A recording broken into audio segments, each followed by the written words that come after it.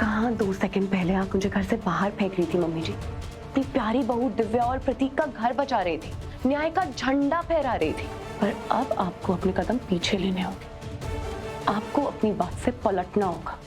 मुझे इस घर में प्यार से वापस लेकर आना होगा। मैं जानती हूँ कि आपके लिए आसान नहीं होगा, पर बताया प्रतीक ने मुझे कैसे आपके लिए बाकी सबको अपनी बातों में फंसाना इतना भी मुश्किल नहीं है।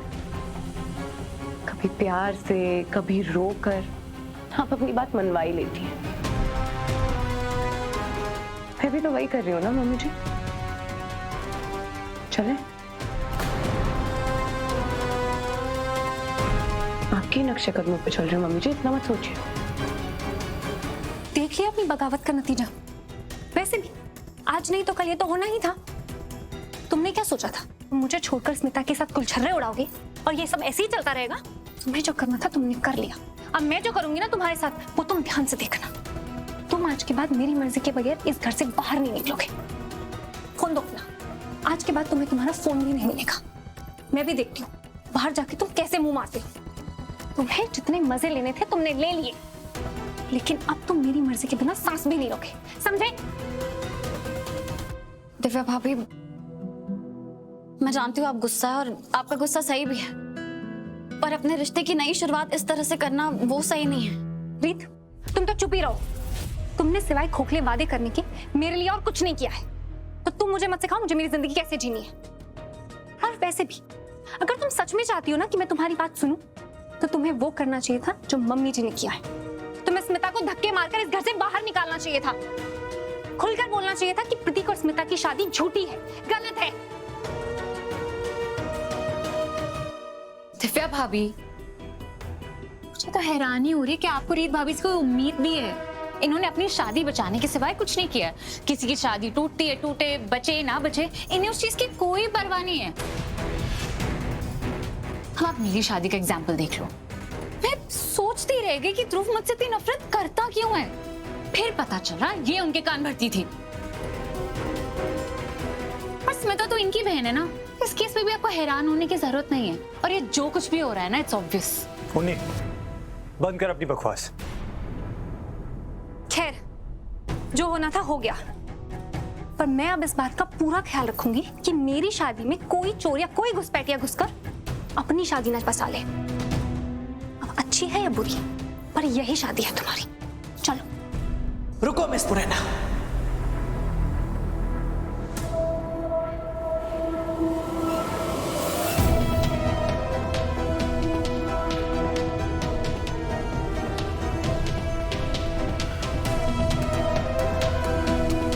अब प्रतीक का हाथ छोड़ो।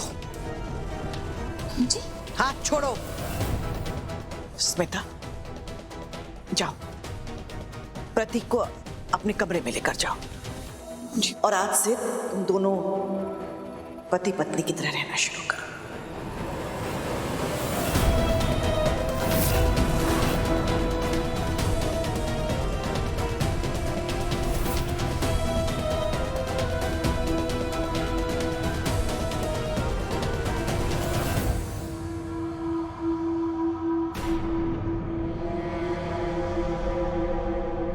मम्मी जी, ये क्या मजाक चल रहा है? ये मजाक नहीं है, ये सच है। आज से स्मिता और प्रतीक एक दूसरे के साथ एक ही कमरे में रहेंगे। मम्मी जी, आप ऐसे बदल कैसे सकती हैं? आप अचानक से सटिया गई है क्या? तो और क्या बोलूं मैं? मम्मी जी से अचानक से बदल कैसे सकती हैं? आपको क्या लगता है मम्मी जी जो कह रही हैं वो सही है क्या? मम्मी जी, सब कुछ बिल्कुल गलत है। आप मेरी हिम्मत थी, आप मेरी ढाल थी। मैंने हमेशा आपको अपनी रियल मदर जैसा समझा और आपने फिर भी ऐसा किया मेरे साथ। मैंने भी हमेशा तुम्हें अपनी बेटी जैसा ही समझा, लेकिन सच तो ये है कि तुम भले ही अपने ससुराल में कितने भी रिश्ते जोड़ लो, लेकिन सबसे जरूरी और अहम रिश्ता अपने पति के साथ ही होता है।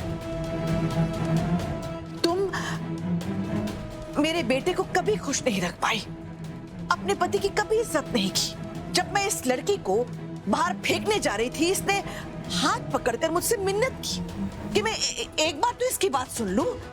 इसने मुझे समझाया कि ये प्रतीक से कितना प्यार करती है, कि इसने प्रतीक के लिए क्या क्या किया है और क्या क्या कर सकती है। तब मेरी समझ में आया कि जितना प्यार ये लड़की मेरे बेटे से कर सकती है, तुम कभी नहीं कर पाओगी।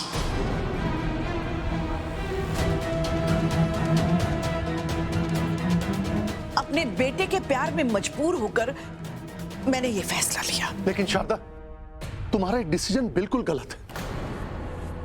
अरे हर रिश्ते की कोई मर्यादा होती, नियम कायदा कानून होता है। मैं इस शादी का बिल्कुल साथ नहीं दूंगा।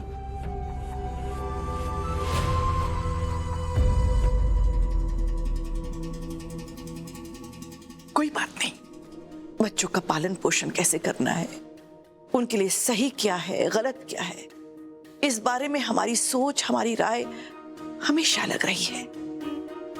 इस बार भी हम अलग ही सोच रहे हैं, लेकिन मैं आपको मजबूर नहीं करूंगी कि आप इस रिश्ते को माने। लेकिन आज के बाद इस घर में स्मिता को कोई बेइज्जत करे या उसे परेशान करे, ये भी मैं नहीं होने दूंगी। बुआ जी, स्मिता ने जो किया बहुत गलत किया, और अब उसका साथ देकर आप भी गलत ही कर रही हैं। रीत, मैं तुमसे कोई सलाह नहीं मांग रही हूं।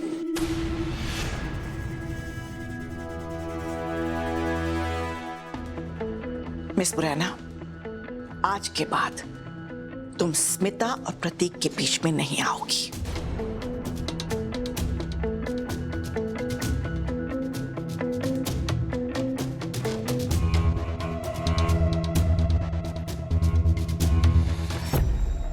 मम्मी जी, प्रतीक के साथ साथ आपने भी मुझे बहुत बड़ा धोखा दिया है, पर ऐसा है तो ऐसा ही सही। मैं आप सबके खिलाफ पुलिस कंप्लेंट कर दूंगी।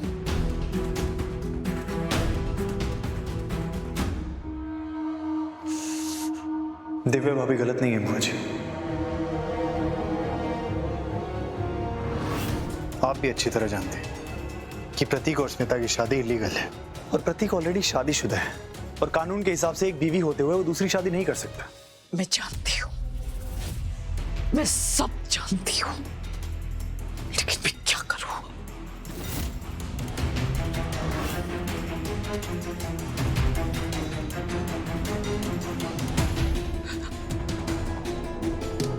राघव, जब तुम दोनों माँ बाप बनोगे ना, तब तुम लोग समझोगे कि जब बात बच्चों की खुशियों पर आती है तो कभी कभी फैसले दिमाग से नहीं दिल से लिए जाते हैं। मिस बुरैना की चिंता मत कर, मैं उससे बात करूंगी, मैं समझाऊंगी उसे।